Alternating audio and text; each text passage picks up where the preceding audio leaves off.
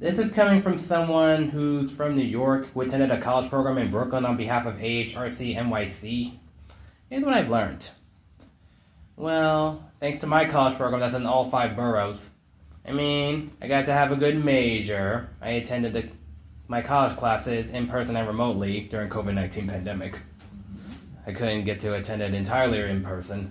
But in the beginning, after taking stressful classes, as I grew onto the program, even though it was remotely, you know how good it was to interact with general ed students?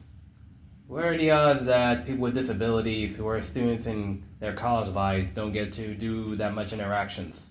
That's kind of like connection, if you know what I mean. Mm-hmm. Don't think college does something like that other than having students with disabilities act on their own in their own special ed, like college programs in the UK, other than here in the US, where there are some college programs where general ed classes, students with disabilities who attend general ed classes get to collaborate, connect with students or staff who don't even have disabilities, if you understand what I mean. Is that your question? Yeah, something like that. In the form of a question. So, I think. Yeah. So let me clarify. You're asking, are there opportunities for students? Do these programs facilitate students collaborating with peers without disabilities? If we like to, but technically, most of us, we can do work on our own. Some of them take GED. I don't, because it was too stressful for me. Yeah. But that's a good thing, because taking GED, we all know the reasons for that. Higher degrees or something. Mm-hmm. But the main point is, I'm sorry. That's okay. Right. Some of us, like myself, are in need of mentors when we have a hard time doing our assignments. Mm-hmm. But in our spare time, whether it's lunchtime, or working on assignments, or maybe after class, we do some interactions with those of general ed, staff or students. That's a connection, right? Does Think College, when they do their programs, do they allow stuff like that to happen? Yeah, so we actually don't facilitate programs, but I can tell you what we promote, what we teach other people to do when they're building programs, are to build authentic networks of both natural support, so helping to facilitate friendships and natural support within a college campus, but then also we help people develop peer mentor networks. And programs utilize peer mentor networks in different ways to help support students in employment, academics, getting acclimated on campus. But then there's also students just make friends. And so we help to promote practices that help facilitate making those natural friendships too. So on many different levels, we help facilitate connections. In other words, it sounds like the disability community are still connecting with each other other than not connecting with the non-disability community, if you know Nope, it would include both. It would include both, huh? Yep, so we have peer mentors who are people without disabilities. We have peer mentors who are people with disabilities. We have peer mentors who are people with intellectual disability. It spans all ranges of individuals. In other universities? In other universities, yeah, definitely. Okay, I guess it's going to take some time for me to understand that because it's a little too confusing for me.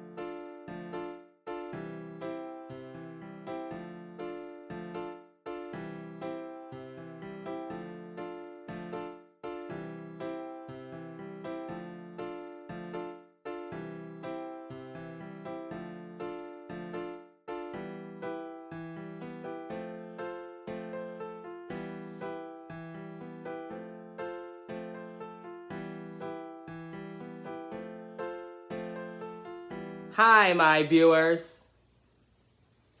I, Michael Lettman, as of this video, am in Syracuse. In the beginning, as I expected, a car ride, plane ride, and another car ride. Didn't enjoy it much, even though all 3 of them were short. However, that commute was still worth it for my colleague, Professor Susan Carpenter, and I, to arrive at Marriott Syracuse downtown, where we got started with attending the State of the Art Conference of 2025. We met some organizations, attended a few sessions, plus I got to ask questions during a session. I attended a karaoke night. It was pretty good. Plus some good food. Oh, the best part of all, a whole lot of interactions that I've done. It felt good to connect, just like always. However, I must remember,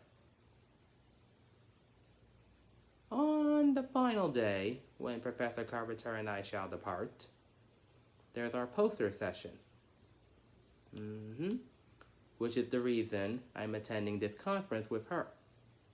So I'd like to ask my viewers to please stay tuned so that this advocate shall be more than happy to share with you on how it shall turn out.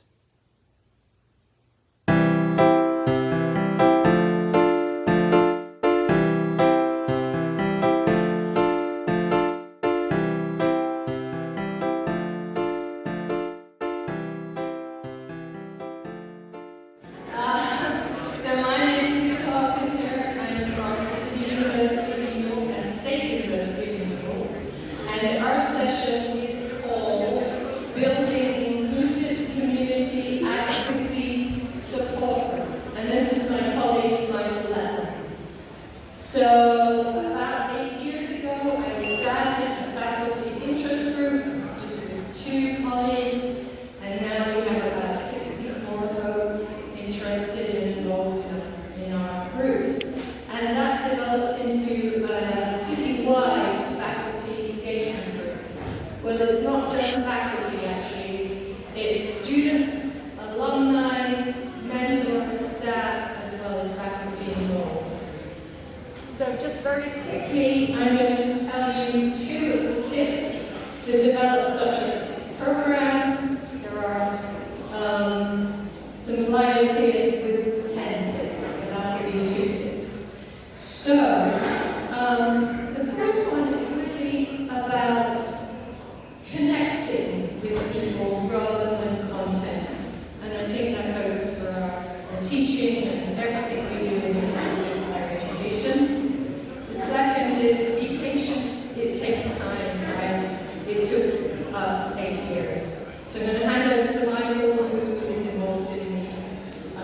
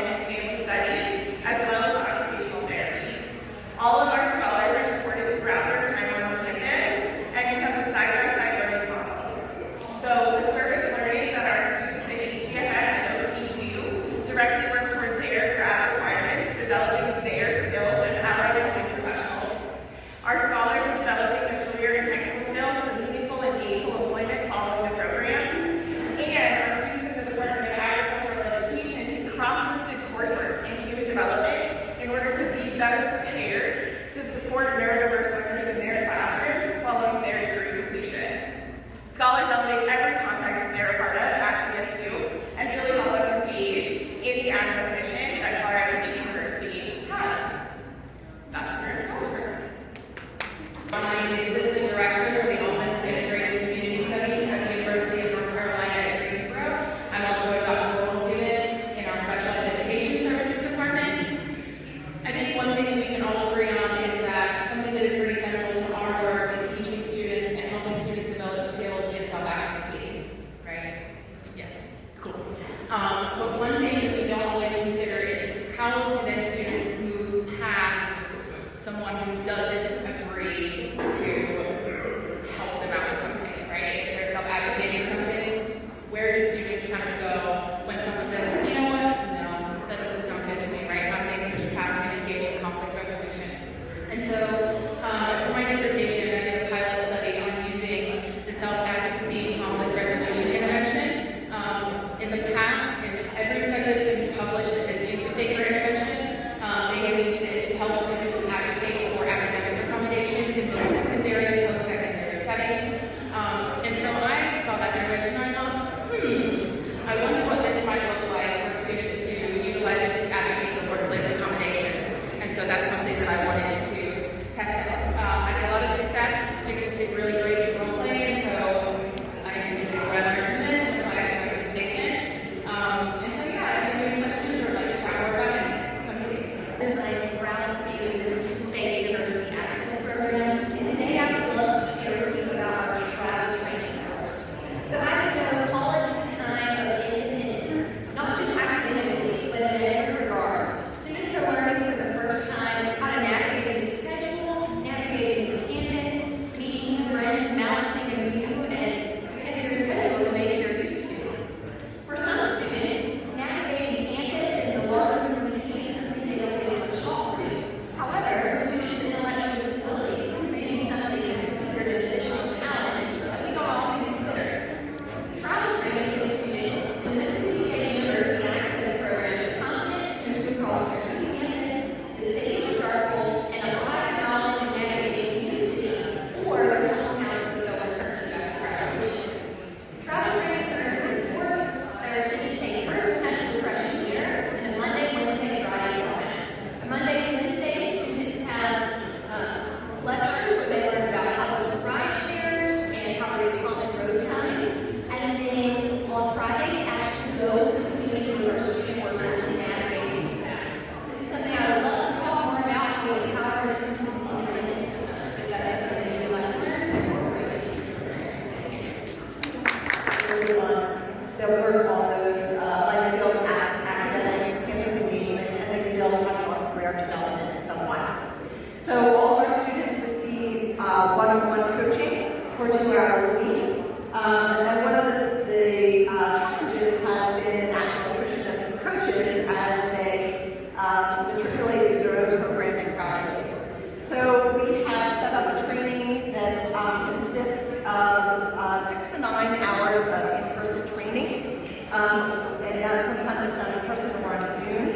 And then we also have developed a Canvas module that covers some basic topics such as expectations, ableism, communication, goal setting, and health, wellness, and stress management. So we also provide some ongoing support for our coaches. Staff is assigned coaches to meet with bi-weekly to provide them with some support and supervision.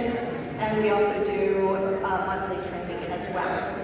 This model is very helpful and benefits both our students as well as the coaches. The coaches develop leadership and communication skills, while also helping to support the growth of our students. Is there a connection between your friendly phase of the key to education? Campinas has more than 1 million people, close to 17,000 students, attend more than 200 kindergarten, 45 elementary middle school, 14 high school. So, out of those close to 5,000 are students with disabilities. A quarter of them finished high school. Our study explored difficulties in the process and student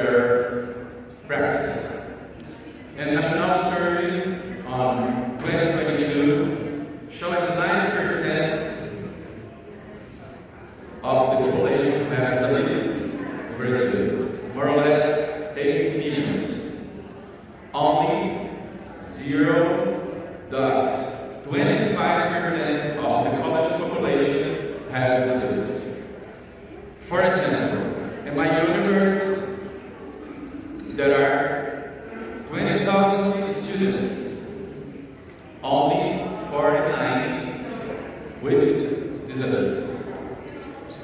This data is important to discussion, inclusion, and structural transition in all stages of education process. It's convenient that between these two presentations here, you're going to learn two very different ways that schools are engaged with unified community schools with special Olympics across the U.S., across North America, and even globally. So, Special Olympics Unified Community Schools is kindergarten through university, and right now we're in just about over 12,000 schools just in the United States. And it's through three core components: unified sports, inclusive youth leadership, and whole school engagement, where the outcome and what we see is more inclusive campus communities. It's bringing together people with and without intellectual disabilities for it's creating those inclusive environments. And particularly at the college level, there's about 350 colleges and universities that are unified community schools. And there's a lot of research out here, inclusive mindsets and behaviors. It's about universal dignity, courageous action, and empathy, and perspective taking. UCS impact on workplace readiness, but I'm going to pass it to Abby over here, and she's going to kick off a little bit about Syracuse. Hi everyone, I'm Abby. I'm the Vice President of Unified Basketball through Special Olympics at Syracuse. I just want to talk about how spreading inclusion is really important to us at Unified. We're a club with both matriculated students and inclusive youth students. So spreading inclusivity to the greater grounds of campus is something we've really worked hard on these past 2 years. We've done so by gaining exposure. Last year we played scrimmage during the halftime show of the women's basketball game. That was really exciting for our athletes. And this year we're trying to partner with orgs that are lacking inclusivity throughout campus, like things like Greek Life and other clubs partnering to do basketball tournaments. And yeah, I'm going to pass it to Mirai, our president. Hi, I'm Mirai, and at our Unified Basketball practices, we take seriously analyzing our approaches to coaching and making sure it's a supportive environment. We've taken time to meet individually with players who need support, adjusting their determination to supporting their team as a whole. We also work to tailor practices to the needs of every skill level to ensure that all students feel welcome. And here's Manu, who's one of our advocates, who has been with us for the past 2.5 years.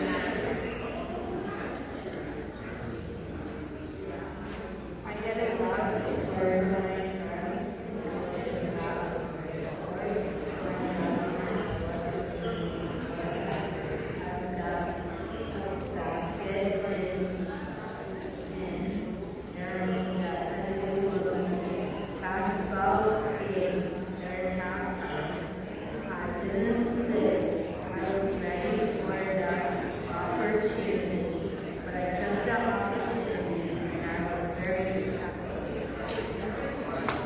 athletes from local school districts, from agencies, come to practice with our students from the university, teach the class on Tuesdays. The athletes come to practice with us in the gym on Thursdays. And our final exams that we host the West Region basketball tournament through collaboration with our partners, Special Olympics New York. Like I said, it's been a really popular course, and the feedback that we've gotten from the athletes participating is that they want more. So this past spring, when the course was offered, we've had 8 students from the local school districts come and audit the course. 4 of those students earned their coaching credential for Special Olympics basketball, which is a tremendous move forward toward the inclusivity in our campus. So we've been exploring, we want more on our campus as well. This has been a great opportunity for us to learn. We've got a colleague, from computer sciences about addressing the technology challenges, but we've got data from our attitude study that we give to our students pre and post the course. These students from across all disciplines in the university participate, and the course in working with our athletes with intellectual disability makes profound changes in their attitude, their understanding, and frankly their joy. So I don't want to go and take all of the mics, I'm getting to the queue. But do stop by our course. We'd love to collaborate with you and talk to you about what we're doing at our university.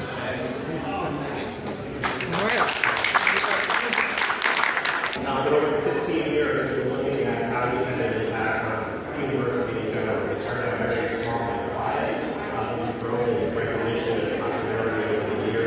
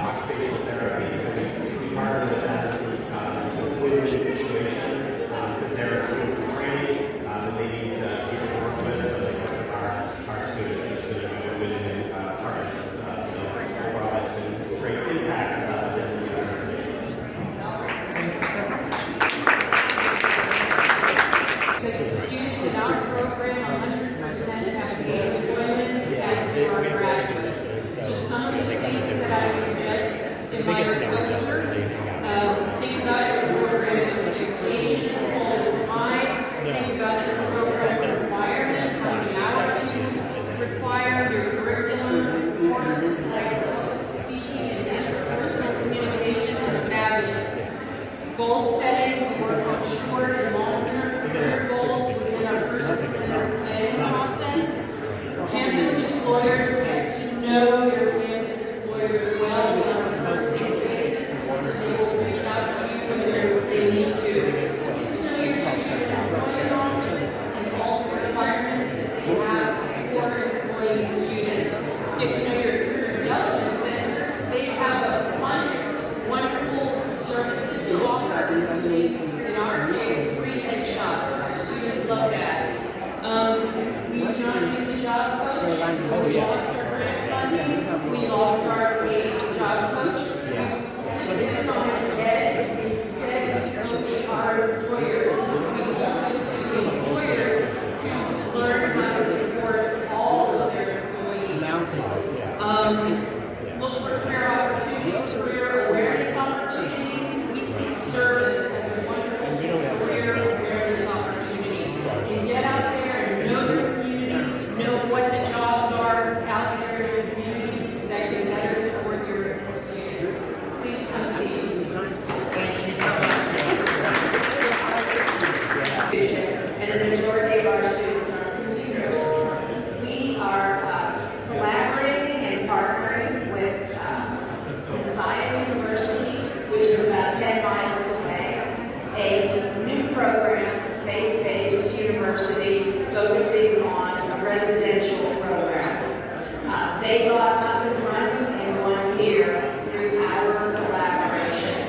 So the focus of our research is that there's a lot of research to show that the competition in higher ed needs to change to collaboration for all of us to succeed. So we did extensive collaboration that resulted in their program being able to start up quickly. They started up this year with 5